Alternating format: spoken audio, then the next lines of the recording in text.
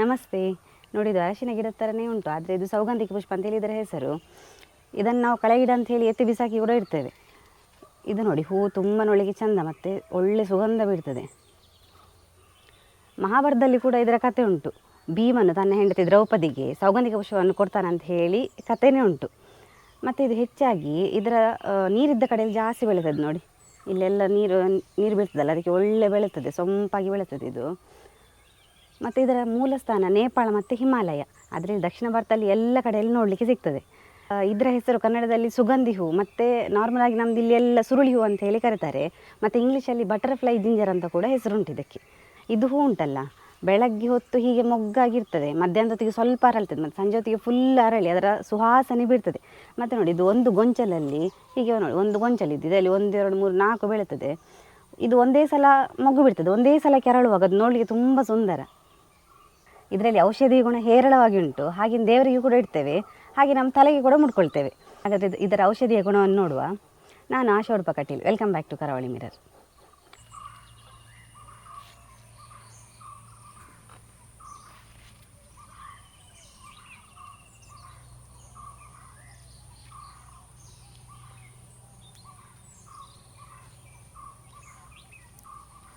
ಇದು ಗಿಡ ನೋಡಿ ಅಂತೆ, ಇದರದ್ದು ಎಲೆ ಎಲ್ಲ ಉಂಟಲ್ಲ ನೋಡಲಿಕ್ಕೆ ಅರಶಿನದ್ದು ಗಿಡದ ಎಲೆ ಇರ್ತದೆ ನೋಡಿ, ಅದರ ಹಾಗೆ ಇರ್ತದೆ. ಅರಶಿನ ಎಲೆ ಅಂತ ಹೇಳಿದರೆ ನಾವು ಅಡ್ಡೆ ಮಾಡ್ತೇವಲ್ಲ, ಅದರದ್ದು ಎಲೆ ಕೂಡ ಹೀಗೇನೆ ಇರೋದಿಲ್ವಾ.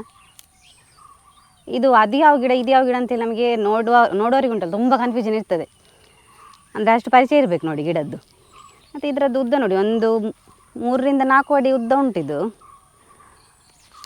ಮತ್ತು ಇದರ ಹೂ ಉಂಟಲ್ಲ ತುಂಬ ಪರಿಮಳ, ಒಳ್ಳೆ ಸೆಂಟಿದು ಪರಿಮಳ ಬರ್ತದೆ ಇದು.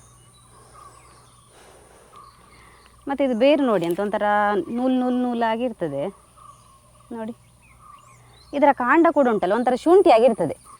ಇದರದ್ದು ಆಯುರ್ವೇದದಲ್ಲಿ ತುಂಬ ಉಪಯೋಗಿಸಿದಂತ ಹೇಳಿದರೆ ಇದರ ಹೂ ಮತ್ತು ಇದರ ಬೇರು ನೋಡಿ. ನಾನು ಈ ಬೇರನ್ನೇ ಉಂಟಲ್ಲ ಒಂದು 3 4 ಬೇರನ್ನು ತೆಗೆದು ಚೆನ್ನಾಗಿ ತೊಳೆದು ಕೈಯಲ್ಲಿ ಇಟ್ಕೊಂಡಿದ್ದೇನೆ ನೋಡಿ. ಇದರಿಂದ ತುಂಬ ಉಪಯೋಗ ಉಂಟು ನಮಗೆ. ಈ ಹೂ ಮತ್ತು ಬೇರಿಂದ ತುಂಬ ಉಪಯೋಗ ಉಂಟು.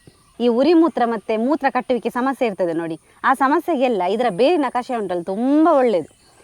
ಹಾಗೆಯೇ ಈ ಆನೆಕಾಲು ಬಂದವರಿಗೆ ಆನೆಕಾಲು ಚಿಕಿತ್ಸೆಯಲ್ಲಿ ಕೂಡ ಈ ಬೇರನ್ನು ತುಂಬ ಉಪಯೋಗಿಸ್ತಾರೆ. ಮತ್ತೆಂತ ಹೇಳಿದರೆ ಈ ಬೇರನ್ನು ಚೆನ್ನಾಗಿ ಒಣಗಿಸಿ ಅದನ್ನು ಪುಡಿ ಮಾಡಿ ಕಫದ ಸಮಸ್ಯೆಗೆ ಕೂಡ ಇದನ್ನು ಉಪಯೋಗಿಸ್ತಾರೆ. ಇದರ ಬೇರು ಕಾಂಡವನ್ನು ಯೂಸ್ ಮಾಡಿ ಎಣ್ಣೆ ತಯಾರಿಸ್ತಾರೆ. ಆ ಎಣ್ಣೆಯನ್ನು ಉಂಟಲ್ಲ ಈ ಸುಗಂಧ ದ್ರವ್ಯ ಮತ್ತು ಸುಗಂಧ ತೈಲ ಇರ್ತದೆ ನೋಡಿ, ಸೆಂಟುಗಳಲ್ಲೆಲ್ಲ ತುಂಬ ಉಪಯೋಗಿಸ್ತಾರೆ. ಈ ಎಲೆಯನ್ನು ಉಂಟಲ್ಲ ಚೆನ್ನಾಗಿ ಬೇಯಿಸಿ ನಮ್ಮದು ಈ ಕೀಲು ಮತ್ತು ಸಂಧಿಯದ್ದು ನೋವೆಲ್ಲ ಇರ್ತದೆ ನೋಡಿ, ಅಲ್ಲಿ ಇಟ್ಟರೆ ನೋವೆಲ್ಲ ಬೇಗ ಕಡಿಮೆ ಆಗ್ತದೆ. ಈ ಉಷ್ಣದ ಸಮಸ್ಯೆಯಿಂದ ಕಣ್ಣು ಉರಿತಾ ಇದ್ದರೆ ನೋಡಿ ಹೀಗೆ ಮಾಡಿ. ಹೂವನ್ನು ಹೇಗೆ ಮಾಡಬೇಕಂತ ಹೇಳಿದರೆ, ಮೊದಲಿಗೆ ಈ ಹೂವನ್ನು ಬಿಡಿಸ್ಕೋಬೇಕು. ಬಿಡಿಸ್ಕೊಂಡು ನೋಡಿ, ಇದು ಖಾಲಿ ಎಸಳು ಮಾತ್ರ. ಈ ಎಸಳನ್ನು ಚೆನ್ನಾಗಿ ಜಜ್ಜಿಕೊಳ್ಳುವ.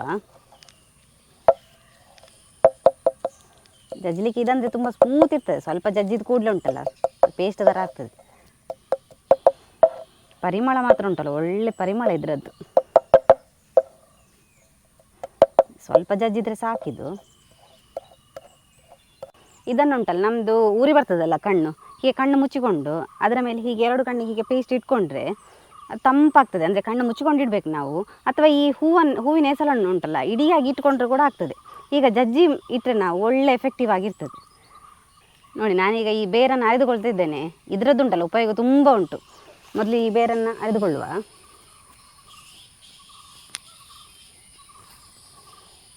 ಇದು ಕೂಡ ಹಾಗೆ ಒಂಥರ ಗಂಧದ ಥರ ಬರ್ತದೆ ಹೀಗೆ ಅರೆದ್ರೆ. ಇದನ್ನು ಆಯುರ್ವೇದದಲ್ಲಿ ತುಂಬ ಉಪಯೋಗಿಸ್ತಾರೆ, ಅಷ್ಟು ಇದರಲ್ಲಿ ಔಷಧಿಯ ಗುಣ ಉಂಟು. ಇದರಿಂದ ಹೇಗೆ ಉಪಯೋಗ ಅಂತ ಹೇಳಿ ನೋಡುವ. ಇದನ್ನು ನಾನು ಒಂದು ತಟ್ಟೆಗೆ ಹಾಕಿಕೊಳ್ತಾ ಇದ್ದೇನೆ.